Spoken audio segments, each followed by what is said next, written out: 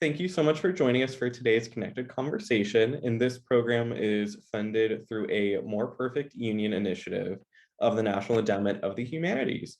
If you want to check out some more of the work we do at the IHC, you can visit our website, idahohumanities.org, or find us on Instagram at idahohumanities. I'd like to remind you all that you may submit any questions using the Q&A feature at the bottom of the screen. If you submit any questions through the chat, I can't guarantee that we'll be able to get to them today. And with me today are Susie, Avey, and Mike Crosby to talk about Sacagawea. All right, well, thank you, and thank you for having us today. Before we get going, I just want to make an acknowledgement that the land the Sacagawea Center sits on is the traditional and continue to remain the traditional homelands of the Agay-Dika Shoshone-Bannock people. And with that, I will turn it over to Mike Crosby, a local historian, who will talk about Sacagawea.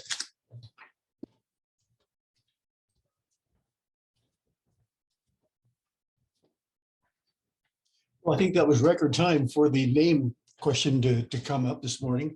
You know, most historians prefer Sacagawea, but not in Idaho. And we prefer Sacagawea because that's what we find in the journals. The origin of the Sacagawea has several different explanations. And rather than deal with that, we just stick with what Lewis and Clark wrote, the people who actually knew her. She was born probably about 1788.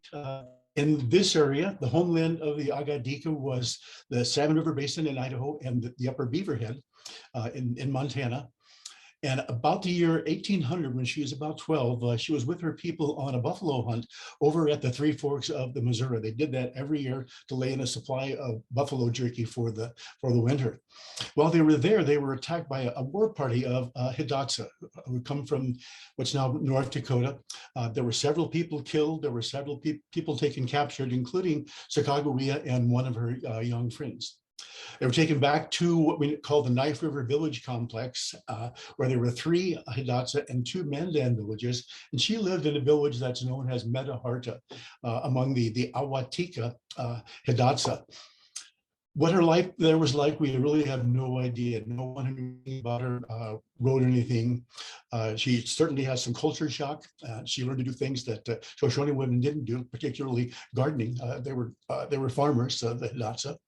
Sometime in the spring of 1804, she became the wife of Toussaint Charbonneau, who was a French-Canadian trader and interpreter who had lived among the Hidatsa since about 1795, and he already had one Shoshone wife.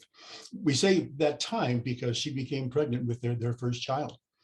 In October, the Lewis and Clark expedition reached that village complex, and Charbonneau was gone. He was away on a hunt, and when he came back, the Hidatsa told him about Lewis and Clark arriving, American soldiers, and they were going to spend the winter. So he went down to find them to offer his services as a interpreter.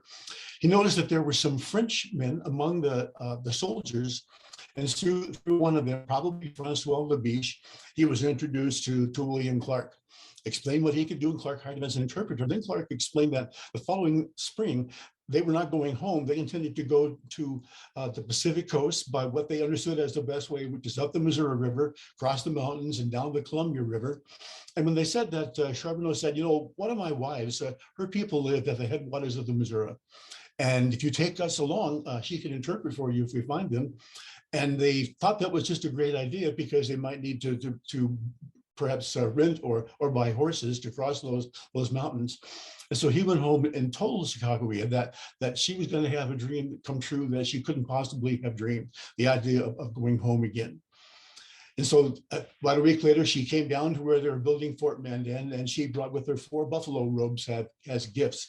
A very Shoshone thing to do, but they were likely to be a Pendleton blanket than a buffalo robe. So they moved into the fort. In mid-February, she gave birth to their first child. His Shoshone name was Pompey. His French name from his father was Jean-Baptiste. And then in April, the ice was gone, and they set off up the Missouri River to resume the expedition. She looked for ways to contribute that she hadn't really been expected to do. For example, she noticed that they were interested in any new plants or animals, so she would tell them what she knew about those. And she proved to have a cool head in an emergency. The worst one probably was the 14th of May, when one of the large boats, a pirogue, had its sail set to catch the wind, but the wind changed and it slew around in the current. and tipped over so far that water started coming in the gunnels of the boat on the downstream side. And Sacagawea was sitting there. And so as these wooden crates began to float in the water out of the boat, she grabbed them and pulled them back in. Both Lewis and Clark complimented her on her courage and keeping her mind at that time. And a week later, they got to a new river and named it for her. They called it Sacagawea, or Bird Woman's River. And a week after that, she almost died. Lewis thought they were going to lose her. They'd arrived at the Great Falls and discovered that it was going to take a month to get around, because it was not just one fall, it was a series of several. And her symptoms were very severe pain in her lower abdomen, and she had a high fever. The things that they used to treat her, I don't think probably did much good. She somehow managed to recover young and healthy enough, I hope, despite what they did rather than because of what they did. So now they were finally into the Rocky Mountains, and she began to recognize landmarks, which is very encouraging to the men, because they were anxious to find the Shoshone and perhaps get out of the boats and have some horses.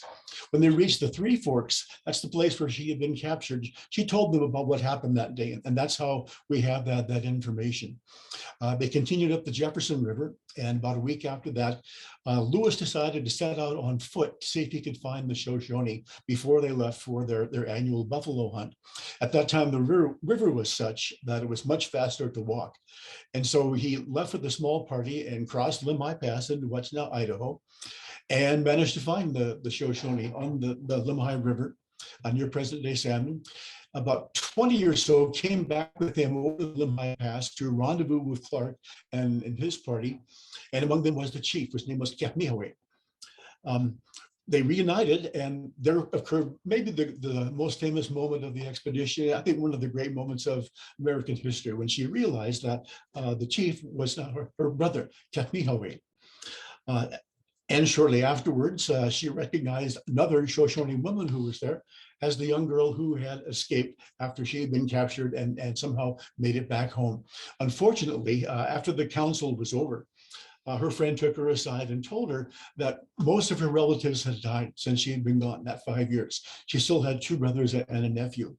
Well, the Salmon River proved to be not negotiable for Lewis and Clark, and so they bought about 30 Shoshone horses and headed across the mountains via the Lolo Trail and came out in the land of the Nimipu, the Nez Perce. And they built new dugout canoes then to go down the Clearwater River. The Nez Perce agreed to hold their horses over the winter. And so down the river they went, the Clearwater, then the Snake and the Columbia. And another service was just sort of accidental. They noticed that sometimes that the people they approached in their villages were somewhat apprehensive about this strange group of men coming down the river, until they saw a woman and a baby. And they knew that was not a war party, because you didn't take women and children along on raids. They got down to the mouth of the Columbia River, and a significant event happened, a symbolic event happened there. You'll hear about that later on, I'm sure. And they decided to spend the winter what they call Fort Clatsop, and it was a long winter, 12 days that had no precipitation. The rest of the time it was cold and wet. And this was pre-Starbucks. So late March, they gathered up their belongings and headed back up the Columbia River. Back to Idaho, where they collected their horses from the Nez Perce. And when they were able to cross the mountains, they recrossed the Lolo Trail. And near present-day Missoula, they split up into 2 detachments. Lewis took one group of men directly east to the Great Falls. Clark took the rest of the party down the Bitterroot River and across the mountains into the Big Hole. And at that point, she became what later stories had about her as doing for pretty much the whole expedition. She actually became a guide. When they got into the Big Hole, she remembered a route close to where they had left their canoes from the year before on the Upper Beaverhead River. And so they went there, they got the canoes back on the water. So boats and horses, they were going down the river once again to the Three Forks, and Clark sent several men with canoes down to meet Lewis at the Great Falls. And he continued to the east with Sacagawea and the other members of the expedition who were still on board at that time. And she showed him where Bozeman Pass is. So in that 1 week, she was a guide for Captain Clark. When they reached the Yellowstone River, their horses were stolen, probably by the Crows. And so they built a new canoe and headed on down the river. They reunited with Lewis's party just below the confluence of Yellowstone and Missouri. And then in mid-August, they were back home at Knife River. And they may have gone farther with the expedition. The Charbonneau family had an Adotso chief been willing to go with Lewis and Clark, but none of them were, and so they did not require their interpretive services any longer, and there they stayed. But Clark made it very clear to Charbonneau. Clark had become very fond of the family, particularly the little boy Pompey. And he told Charbonneau that he would do anything in his power to help him if he wanted to get a start in life someplace else, like in St. Louis. So 3 years later, in 1809, they were able to take advantage of that offer. The Charbonneau family went to St. Louis with a party of fur traders. They stayed there for about a year and a half. They got some land, but there was something about the way of life in the area that didn't appeal to them. They decided to go home. They did, however, leave their son, Jean-Baptiste Little Pompey, in St. Louis to be educated, and Clark would look after him. Charbonneau was hired by a fur company to be an interpreter at a trading post at their home, their former home up at Knife River. So in 1811, they went back up the river. In 1812, it was decided that they would close that trading post, and the company built a new one to the south among the Arikara tribe, close to the border of present-day North Dakota and South Dakota. About the time that they moved down there, Sacagawea had her second child. We don't know if she had any miscarriages during that time between the birth of her son and her second child, a little girl named Lizette. But Lizette was born and was healthy and doing well. But in December, the clerk of the fort recorded that she had died. That Charbonneau's woman, a snake squaw, died of acute fever. Aged about 25 years, she was the best woman in the fort. She leaves behind a fine infant girl. Now, when we look at possible cause for that, we go back to that incident in 1805, when 4 months after the birth of her son, she became very ill and almost died. And after the birth of her second child, Lizette, she did pass away. And among the many contenders, I think the most likely reason for her death was a disease called pelvic inflammatory disease, or PID. She probably had contracted an STD sometime during her life, and that sometimes damages the reproductive organs and makes it more likely to die from PID, which is, it creates a very strong infection, an infection that they at that time had no means to cope with. Lizette survived. There had to have been another nursing mom there. And several months later, that fort was attacked. Some people were killed, and the survivors, including Lizette and the clerk, fled down the river to St. Louis. And they assumed, because they had not seen Toussaint Charbonneau, that he had died. And so first the clerk, and then later William Clark, became the legal guardian of the two children. And I will perhaps have some questions later on, but right now I think it's time for Susie.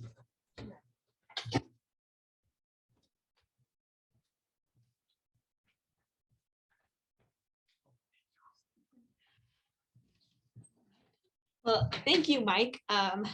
Fascinating, and just does such a wonderful job talking about Sacagawea and her life and the Lewis and Clark expedition. So the next part of this program is going to look at the different depictions and representations of Sacagawea through the 20th and 21st century. I'll get my slideshow going here. Just an image of the Beaverhead Mountains taken here from the Sacagawea Center, and then an image from Lemhi Pass, where Lewis and Clark came over and of course met Sacagawea's people, the Agadika. So at the turn of the 20th century, there was an influx of literature and books about Sacagawea and the Lewis and Clark expedition. In 1902, Oregon's suffragette Eva Emery Dye published her book, Conquest, the True Story of Lewis and Clark. In it, she wrote of Sacagawea: her hair was neatly braided, her nose was fine and straight, and her skin pure copper, like the statue in some old Florentine gallery. Madonna of her race, she had led the way to a new time. And this is where I'm going to mention that we don't actually know what Sacagawea looked like. So any depictions and representations that we see of her are just that. depictions and representations, including even our statue here at the Sacagawea Center. It's just a depiction of what Sacagawea may have looked like. And so Eva Emery Dye, in her work, saying that this is what Sacagawea looked like, don't know. She came up with this on her own. And why? Why would she describe Sacagawea to look like this? And why is the big question. And so part of this is that the women's suffrage movement had been looking for a heroine to push their cause forward. And they found one, or more accurately, created one in Sacagawea. Sacagawea and York, the African-American enslaved by Clark, were both given a vote on where to set up camp in December 1805. Though not an entirely democratic process as we know today, each vote counted and Fort Clatsop was built and the Corps stayed there from December to March 1806. Besides having a vote, the suffragettes also took Sacagawea and made her this civilizing agent, that they said all women were civilizing agents of society, and that she took motherhood and patriotism and showed how they go hand in hand. Dye admitted to use Sacagawea for her own agenda, saying, "Finally, I came upon the name Sacagawea and I screamed, I have found my heroine." In 1905, the National American Women's Suffrage Organization held its 37th annual meeting at a church in Portland, Oregon. The convention met from June 29th through July 5th to discuss ways to advance women's suffrage rights. Some of the notable attendees were Susan B. Anthony, Anna Howard Shaw, Carrie Chapman Catt, and Lucy Stone. This meeting also coincided with the 1905 Lewis and Clark exposition that was also taking place in Portland, Oregon. Dye led the Sacagawea Statue Association, which had been raising funds by selling Sacagawea buttons and spoons. They collected over $7,000 to have sculptor Alice Cooper create a copper statue of Sacagawea. It was unveiled during the exposition in 1905, and July 6, 1905 was proclaimed Sacagawea Day. And here's an image of that copper statue, which is still intact and standing today. The statue, unique in that it was of a woman, funded by women, and created by a woman, was not the first statue of Sacagawea in the United States, though. In 1904, Bruno Louis Zim was commissioned to create a statue of Sacagawea for the Louisiana Purchase Exposition at the St. Louis World's Fair. Interestingly enough, the 1904 World's Fair also featured the girls' basketball team from Fort Shaw Boarding School, who was playing in exhibition games and defeating their opponents. School officials working with Montana journalists proclaimed the team champions of the world. One of the women who was on this team was a young woman named Minnie Burton, and she was an Agadika woman from here in the Lemhi Valley and from the same band as Sacagawea. While Zim's statue no longer stands, the 1905 statue still remains. And while the suffragettes upheld Sacagawea as a shining example of why Euro-American women should have the right to vote, in 1907, Sacagawea's people, the Agadika Shoshone-Bannock, were being forcibly removed from their homelands here in the Lemhi Valley. Over 400 Agadika people were forcibly marched from the executive order reservation here in the Lemhi Valley down to Fort Hall, the Fort Hall Reservation near present-day Pocatello, Idaho. The 19th Amendment was ratified in 1920, but if Sacagawea had been alive, she would not have been given a right to vote. Indigenous people were not granted United States citizenship until 1924 with the Snyder Act, and were not granted full voting rights in the United States until the Voting Rights Act of 1965. The last state to allow Indigenous people to vote was Utah in 1962. During this time, another suffragette had started working to produce a biography and information on Sacagawea. Grace Raymond Hubbard was a political science professor at the University of Wyoming and printed an article in 1907 stating that a member of the Wyoming legislature had informed her that he actually knew Sacagawea and her offspring.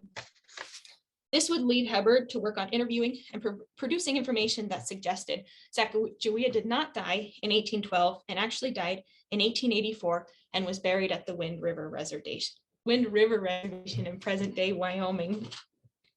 Hebert would ultimately produce a biography of Sacagawea in 1933 entitled Sacagawea, a Guide and Interpreter of the Lewis and Clark Expedition.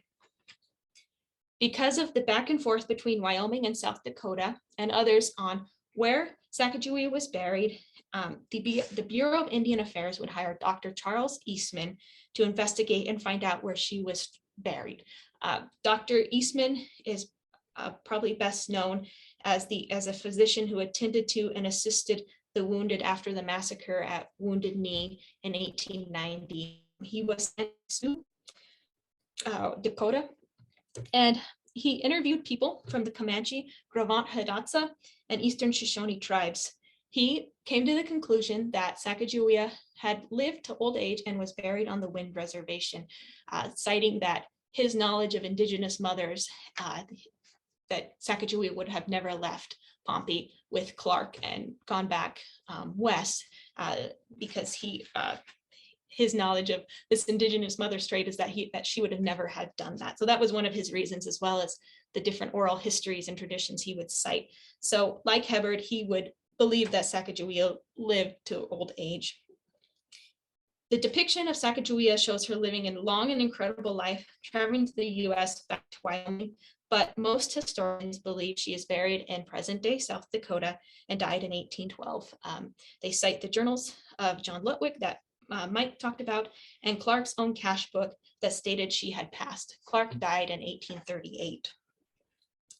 So there are more statues and monuments to Sacagawea than almost any other woman in the world. In 1910, 2 different statues were erected in her honor, one by Edward Cyrus Dallin and one by Lenore Crennel, a French immigrant that was commissioned by the General Foundation of the Women's Club in North Dakota and was placed in front of the North Dakota Capitol at that time. And this is an image of the 1910 Crennel statue. Other images where Sacagawea would be depicted were in famous paintings by some of the famous Western painters of the time. Charlie Russell was commissioned by the governor of Montana to paint a mural for the Montana State Capitol. And this is called Lewis and Clark Meeting the Indians at Ross's Hole. And today it still hangs in the Montana State Capitol in the House of Representatives. It's huge. It covers the entire wall, and it's an amazing piece of artwork that hangs up there. And in the corner, you can see in the right-hand corner of the screen, Sacagawea kneeling in the grass, while Toby, who was an Adika interpreter that was along with Lewis and Clark for part of it, he interprets to the Indigenous people while Lewis and Clark look on.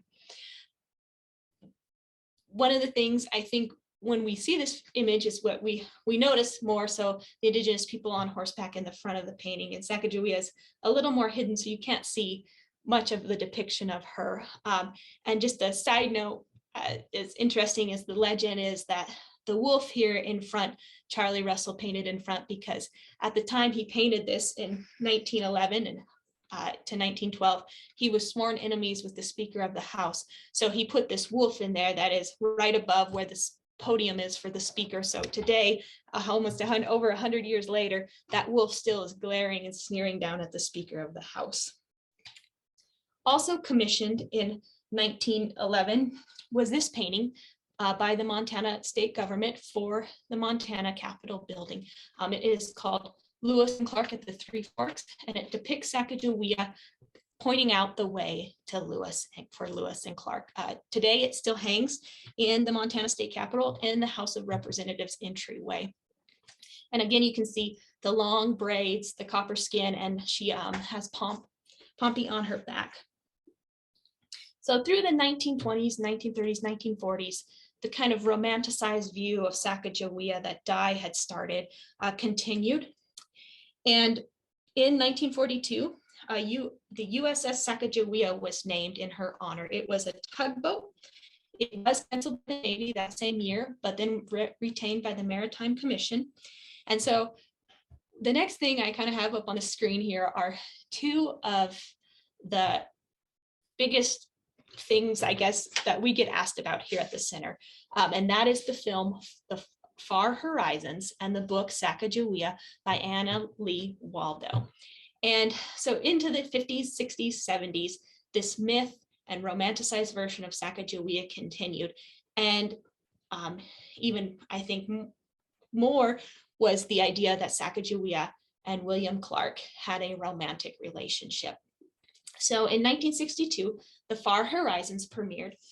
Fred McMurray played Captain Meriwether Lewis, Charlton Heston was William Clark, and Donna Reed played Sacagawea. She's better known for her role in It's a Wonderful Life. In this film, they continued the myth of Clark and Sacagawea having a romantic relationship.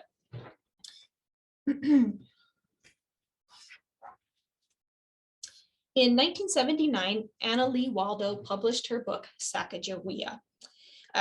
Even though critics and historians claimed it was inaccurate, not historically correct, it still remained at the top of the bestseller list for the New York Times for several months. It would be republished in 1984 after plagiarism claims. And so this book is one of the ones that when visitors come to visit the Sacagawea Center is the most cited as their knowledge of Sacagawea. The first half of the book has some historically accurate information, but overall the book is historical fiction. So it's a big part of what we talk about when we talk about people here, of talking about representations of Sacagawea and the myth and romanticization of Sacagawea. This book is a huge part of that. As time continued and we got closer to the bicentennial, more and more, again, information about Sacagawea, stories, books were published. And in 2000, the US Treasury issued the Sacagawea dollar. It featured Sacagawea and her son Pomp, and Randy L. Teton was the model for the coin. Randy L. Teton is the only living model of a US coin that I know of, and she is Shoshone-Bannock. And it's very neat that she is still alive and that she lives down on the Fort Hall Reservation in Idaho. In 2001, President Bill Clinton awarded Sacagawea the status of honorary sergeant in the regular US Army.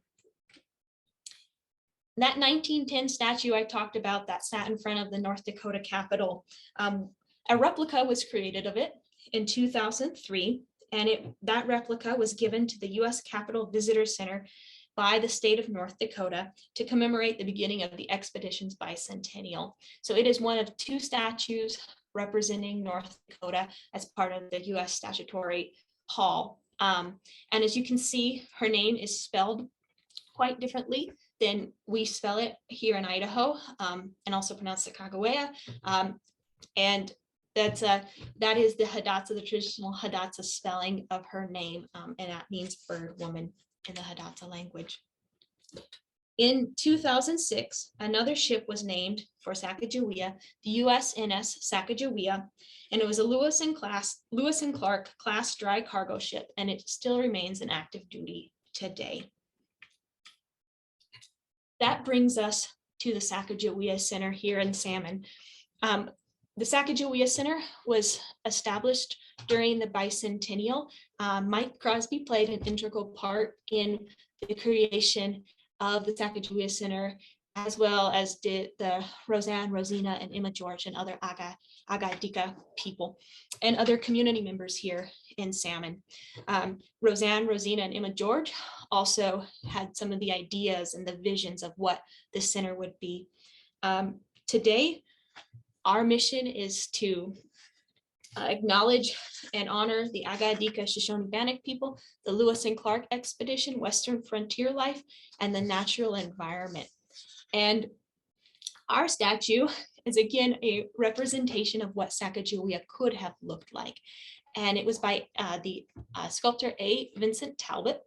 And it shows Sacagawea with her hair long and flowing, as in the journals, Lewis had one of the only mentions he had of what the Agadika looked like. They had long flowing hair, and she is carrying Pomp in her arms. February 11th is Pomp's birthday. So we're about 3 days away from when he would be born in 1805 and become the youngest member of the expedition. So you may have noticed that throughout this talk, I have said Sacagawea, and why I say Sacagawea is that here at the center, her people say, the Agadika, they say Sacagawea and they spell it with a J. So as part of our mission here at the center to honor their knowledge and their history, that is why we choose to say Sacagawea. And with that, I will close it and open it up for questions. Yeah, thank you for the wonderful presentation, both of you. The first question I have is, why has her memory lasted decades compared to some of the other people on the team, besides Lewis and Clark, obviously? That is a good question. I guess I'll take a stab at it, and then I'll also let Mike take a stab at it. And I'll have you repeat, if you don't mind repeating the question, Doug. Oh, of course. Yeah, why has her memory lasted decades versus some of the other people on the expedition team beyond Lewis and Clark themselves? I think, in my opinion, one of the reasons I think her memory has lasted is that she was the only woman on the expedition. And I also think her role on the expedition and what she did, what she accomplished has, really struck a chord with a lot of people on how, she was only about 18 years old. And that is young. I think of it, some days I think about what she accomplished by 18 years old. And I think of myself when I was 18 years old, and there's no way I could have done what she did. No matter what year it was, there's no way. So her perseverance, her strength, and that she was a woman, I think just really sticks with people of why she's important. And I'll let Mike answer that as well. Oh, yes, of course, I agree. And what we found during the bicentennial, when we were meeting a lot of Lewis and Clark visitors, was that she was a great way to draw women in who might not be particularly interested in a 3-year camping trip for guys, and also children. There are more books about her than any other member of the expedition, and most of them are written for children. And then, as historians, what is the role of Indigenous peoples' oral histories in correcting or altering the history that we teach? And then the person who asked the question also says, for example, Roseanne Abrahamson, if I said that correctly, shares very different information about Sacagawea, Carbonneau, and Kamehuite. I probably said that very incorrectly. Yeah, the Indigenous people's oral traditions play an important role in the story of Sacagawea, the story of Lewis and Clark, as well as a larger American history. And to me, one of the important things is that we not only acknowledge that they're there, but we take them as history. I feel like a lot of historians, we can get bundled up in it. Well, if it's not written down, it's not history. And that is not true. Oral histories are just as relevant and just as important. And in my opinion, in some ways are even more so and important. Who better to hear the history and the information about someone than from their descendants or people of that same band. So oral traditions and oral history play an important role. And I think as we continue to move on and realize and recognize and acknowledge the role of oral histories in American history and all history, we will see different sides and a different story emerge about Lewis and Clark and Sacagawea, as Roseanne Abrahamson does. She does have her presentations are fantastic. We've had her here at the center to speak. She is a descendant of Sacagawea, and those oral histories that she is so willing to share with us and to promote are just so relevant and so important. And it's just a good reminder, I think, for me and all people that we must incorporate them when we talk about it. And one of the things when we talk about her death here at the center, though most historians say she died in 1812, we do acknowledge the 1884 death because of the oral history and the oral traditions of the Eastern Shoshone, the Comanches, and other peoples who say she is buried there. To me, you can't, I don't know. I wasn't there in 1812 or 1884, so I tried to acknowledge all of it as fact. And then how are her descendants and fellow tribal members involved to ensure respectful portrayals of Sacagawea? I know you just mentioned that you've worked with some of the members of the Agadika, some of her descendants, but I was wondering if you could expand on that a little bit more. Yes. So at the center, we the Roseanne and her sisters Rosina and Emma were an integral role of getting the center established and getting it started and designing it. And today they still, as well as other members of the Agadika people, they play a role in helping us what do we portray here? What are we talking about? I go a lot to Roseanne and Rosina and Emma on what I'm doing and hoping that I'm doing the right thing and I'm portraying their history in a correct way. We also work with the Language and Cultural Preservation Department of the Shoshone-Bannock tribe to ensure that we're telling an accurate history and we're portraying that history here. We are working on redoing the old police department that was located here on site and turning it into an interpretive center. And so I've been working with that department on the signage and interpretive information in there. And it's a tremendous help. And I mean, I just am so thankful that they are willing to be a part of what goes on out here at the Sacagawea Center. And every August, the Shoshone-Bannock tribe does come back and we have the Agadika gathering. They have a memorial run up Lemhi Pass to remember those who were forcibly removed. And then here at the center, we have dancing and drumming and different events. And it's to me, it's so important to not only that they're coming home, that this, that we remember and recognize that this is their home and that they're coming home to this, but that also that they're willing to come back and allow us to be a part of what they're doing. No, I think that's wonderful. And I really love, hearing all of those stories about, not only the collaboration, but, the effort that you all are making and other organizations are making to be, super mindful and make that effort to include, Indigenous communities in telling their own histories and stories.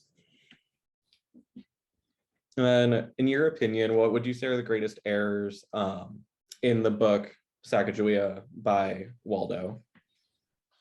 I know you said it's all fiction, it's mostly fiction, but if you had to just pick one or two that were kind of the most, harmful, yeah. I guess. I don't know. That's a that's a tough one.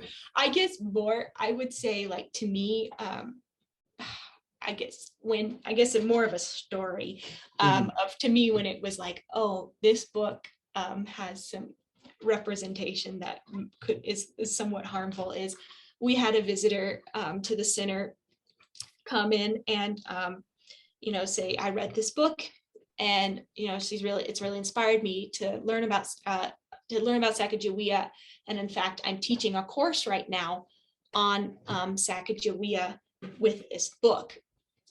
And one of my volunteers who was working in the interpretive center at the time said, well, that book's not accurate. That's not the story of Sacagawea as far as we know, again, and that's not what we know. And this woman was so upset because she had based her whole class that she was teaching around this book and around that the book was in fact historically accurate and that everything in it was the true history of Sacagawea.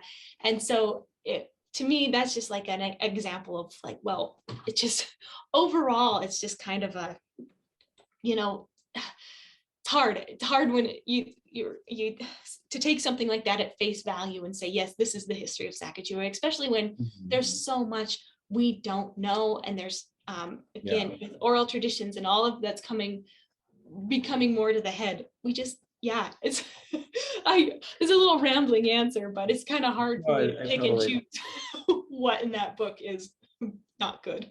Yeah, I totally get that. It is a very slippery slope that it's very easy to kind of fall down that route, obviously. Mm-hmm. And is it known where Pompey is buried by any chance? Yes, and Mike is shaking his head, so I will let him answer this question. I know too, but Mike could give a better overview. Oh, I know this. I think I know. We're interchanging mass here as we go back and forth. Yeah, he's buried in southeastern Oregon, a place called Inscape Station. He was on his way, he was about 61 or 62. He was on his way to Montana to mine gold, and came down with some sort of respiratory illness and passed away and is buried there. And you can see his grave. The Abrahamson, the George sisters that Susie's been talking about, went there many years ago, and they had I wasn't there, but I heard it was a really nice ceremony to commemorate this ancestor of theirs.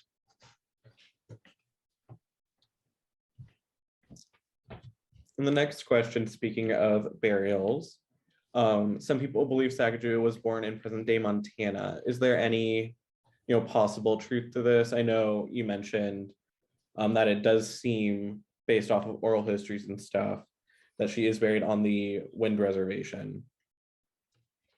Yeah, well, that's one, oral history that she was buried on the Wind River. I'm looking at Mike, and I have not heard that yet, that she had been buried in Montana, or I'm sorry, born in Montana. Everything I've heard is that she was born here in the Lemhi, in what is now known as the Lemhi Valley. But we'll never know for sure. But we'll never know for sure, as Mike says, yeah. And then in your opinion, do you think Sacagawea was romanticized or Romanized as much as Pocahontas? Because I know they are different time periods, but unfortunately the Disney movie, I feel like, did do a lot of harm to Pocahontas and the public knowledge of her. Yes, I would say that's a tough one, because with that Disney movie, yes, Pocahontas was incredibly romanticized, and that story was, what you learn in that movie versus what actually is the factual, what we know of Pocahontas. I would say, yes, Sacagawea was and continues to be incredibly romanticized. And one of our goals here at the center is to tell what history we do know, to tell, and to, for me, it's important when I talk about Sacagawea, it's important to talk about her and her contributions and what she did. But for me, it's more so to tell the larger history of the Agadika Shoshone-Bannock people and that history, which is the history of this valley. So yeah, I would say that's a tough one. And I guess it would probably depend on who you talk to, on who's romanticized more. I think she's as much, maybe even more so for adults. Like, I feel like Pocahontas is romanticized, especially for children. And I would say Sacagawea is, but I would say even more so for adults, Sacagawea is romanticized. Yeah, and transitioning into, Lemhi Valley, I was wondering if you would be able to talk about the fun exhibit that you guys have been working on, plants and animals of Lemhi Valley, if that's okay to talk about. Yeah, absolutely. So we, what's kind of, the Sacagawea Center, a little bit about a background, is a 71-acre park. We're owned and operated by the city of Salmon. We do have a small interpretive center. And also on site was a building. It was the original home of the Heggendorf family, who some of the ground the city had purchased the land from. And that home was then the original office of the Sacagawea Center, and then became the home of the Salmon Police Department. And in December 2019, the Sacagawea Center regained ownership of that building.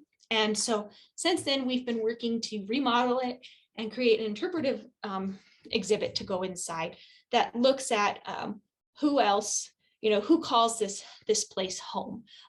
And because our interpretive center, what we found is it's a fantastic interpretive center.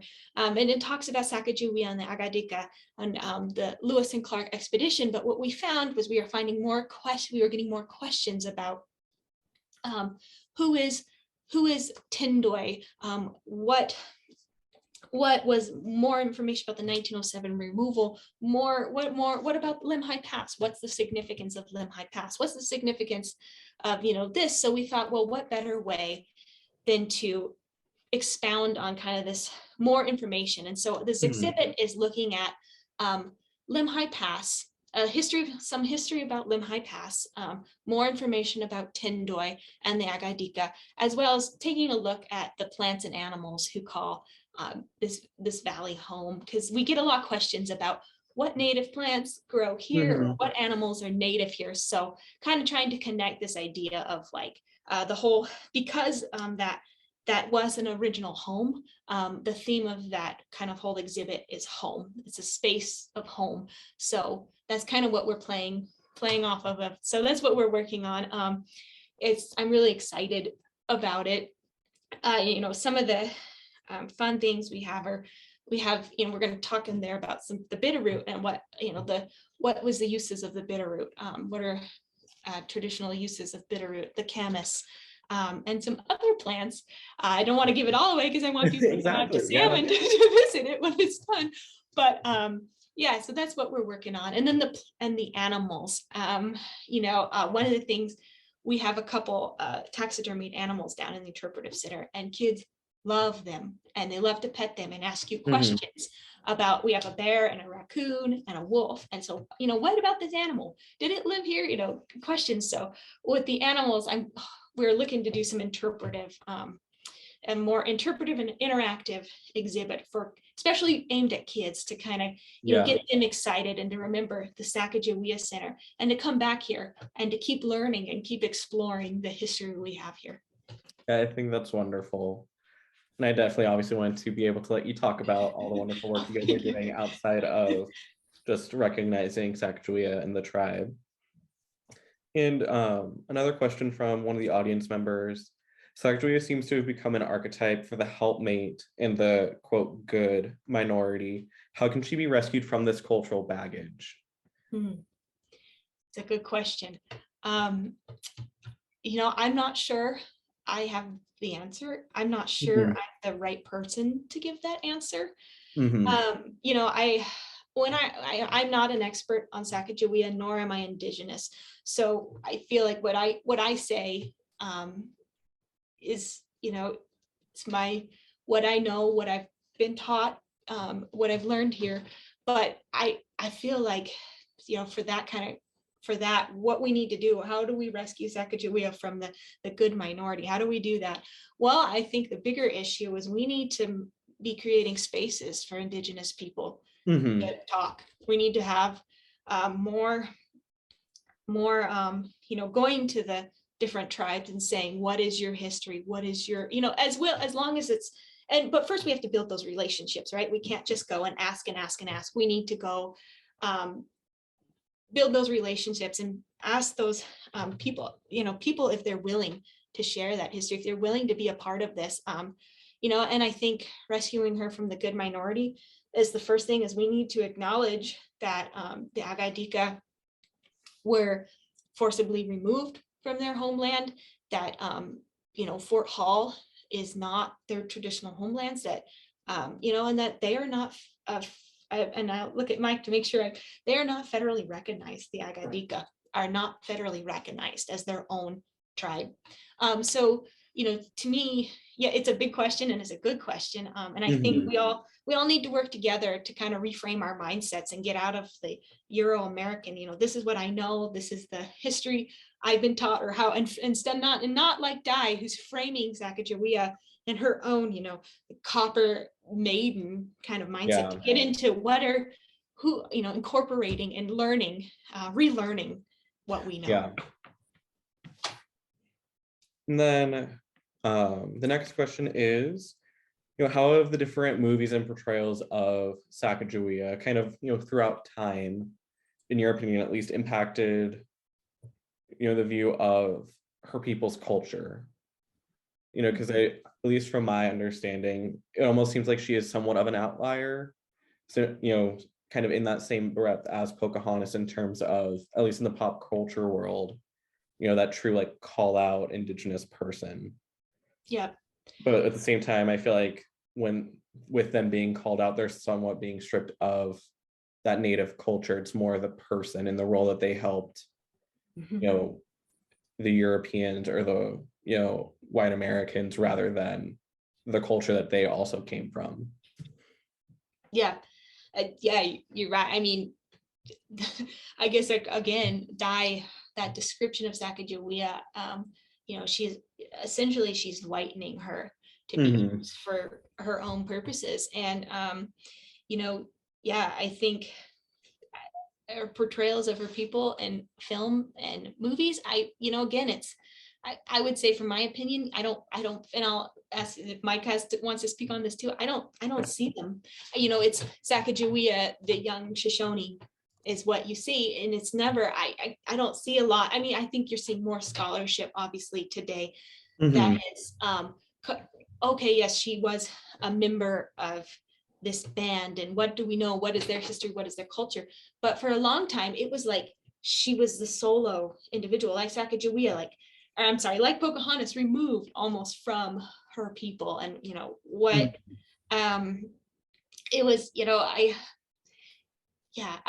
it's a hard one, but it's a good one, and one I'm going to keep pondering on. Just how are they portrayed? And I just don't think you see much mention of the Agaidika, in my opinion, in most, in a lot of literature. It's her on her own. They're not talking about what a lot of people didn't talk about. What was her, what did her culture teach her? What did her people, what was their role? Some of that. It's a little rambly, but it's tough. That's a tough idea.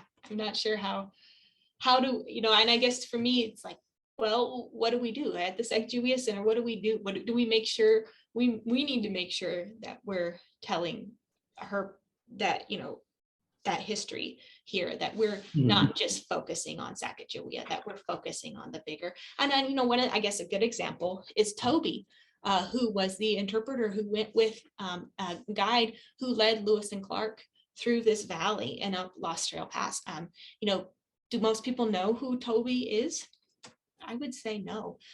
We talk about Sacagawea, but he played an important role in the expedition. About the Nez Perce, about the Mandan Hidatsa, there were all of these players who helped that expedition.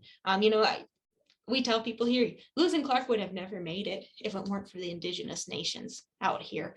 And I firmly believe that. And so I think, how's her culture portrayed? I don't think it really is. It's almost like you said, she's a standalone. And are you or Mike able to speak about Sacagawea's personal reasons for going on the trip, if she had any? I will let Mike, if he's willing to go for it. I've been hogging the mic here.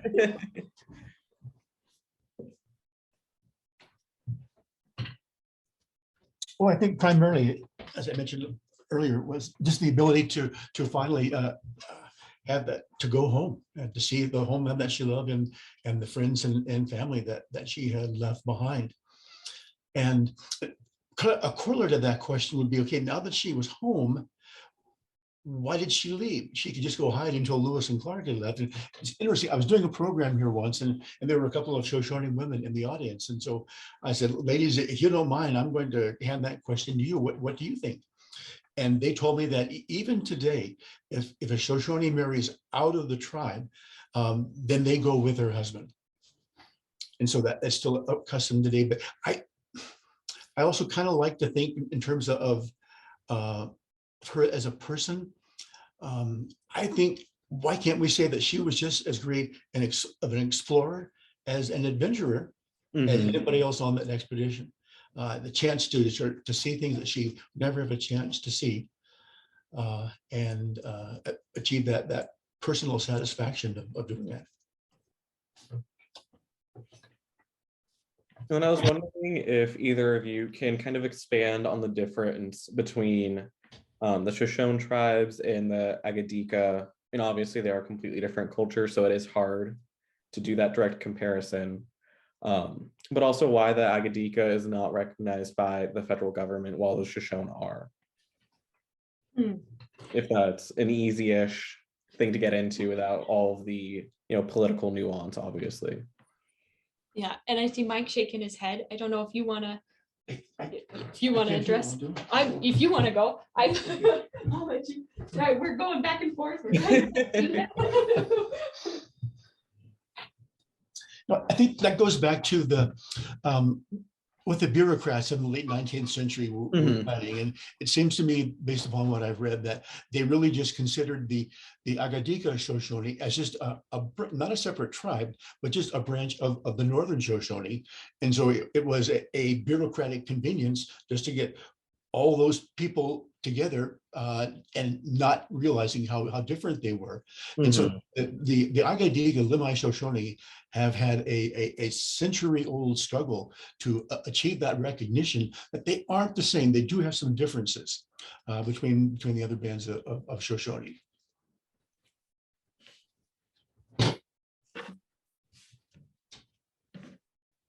All right, it looks like we don't have any more questions coming in. So I just wanted to say thank you again to both of you for all the information, all the work that you do, and again the wonderful presentation. And again, just circling all the way back to the wonderful work that you all do at the center, and providing that space for her descendants and the tribe to tell their stories. Well, thank you, and thank you for having us today. We appreciate the opportunity to be on here, and I'm thankful for Mike, and thank you to Mike for being here. He's a fantastic historian, and we would hope everybody comes out and visits, and thank you again. Well, it looks like someone's already planning a road trip, so you might have some people. All right.